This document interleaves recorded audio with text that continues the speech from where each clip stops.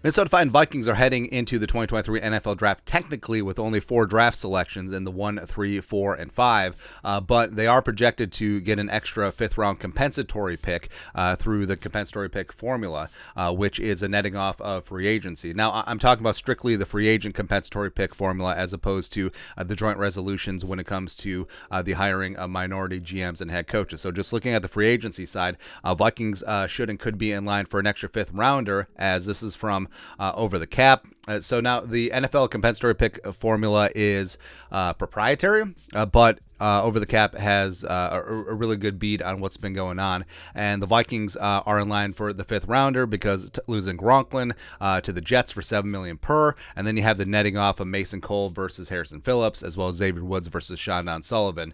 And the Vikings, just looking at some of the compensatory pick rules. So again, this is the complete simplest dumbed down rules. Don't at me, whatever, but only expiring deals count. So only free agents that have their contract expired count into the formula. You don't get credit for cutting players, and also it doesn't penalize you for signing players who have been cut.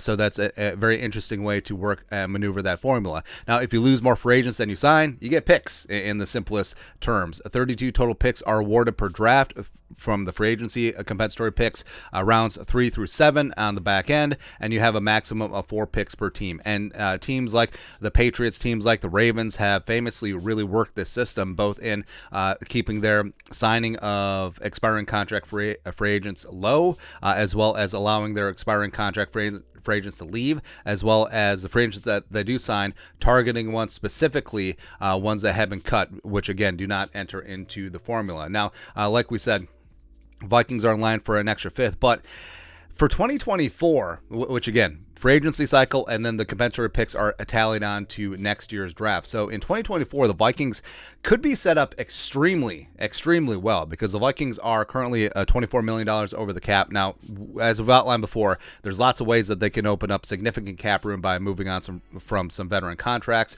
But are they going to be huge players in free agency? I would say probably not, but also I think that a number of these players with expiring contracts would be allowed to leave, and the Vikings could rack up and stack up value in the compensatory picks.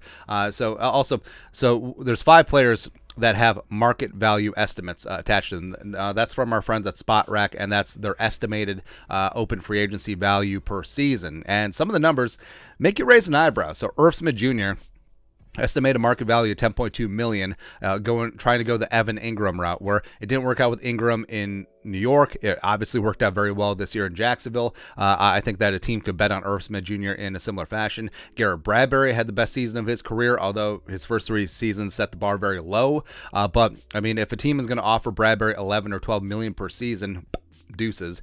Diesel Dalvin Thompson, who I would love to have back, but he's estimated at $8.5 million. Patrick Peterson, who played on a $4 million deal this year, is estimated at $6.4 million. And Madison, like we said, at $2.2. So, I mean, the Vikings, there's a couple of Vikings that could get significant money, and if the Vikings are limiting their open free agency signings, as well as the free agents that they do sign, if they're coming off of deals where they've been terminated, I mean, the Vikings could be in line for, a 3 and a 4, a 3 and a 5, or something like that at minimum, or just a number of draft picks. So the Vikings could supplement their 2024 draft haul. Now, you're not penalized if you retain these guys. So if the Vikings do re-sign Duke Shelley, they do re-sign Patrick Peterson, they do re-sign Nick Mullins, they do re-sign Bullard or Diesel Dalvin or Chris Boyd or Greg Joseph, like, it doesn't enter into the equation where it would hurt them. But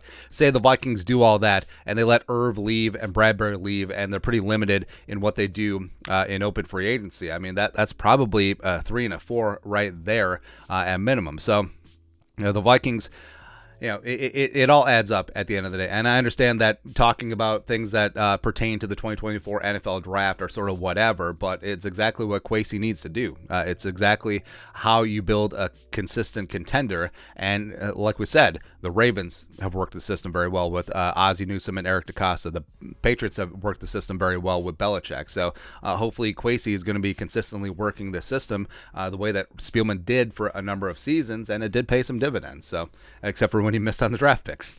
as always. But your thoughts are thoughts. Take a look at the Vikings 2023 and 2024 compensatory picks prospects. Let us know your thoughts and our thoughts in the comment section below. Subscribe for daily Vikings takes. Want to support the work, put a little something in the Venmo. But till next time, Skol, production value.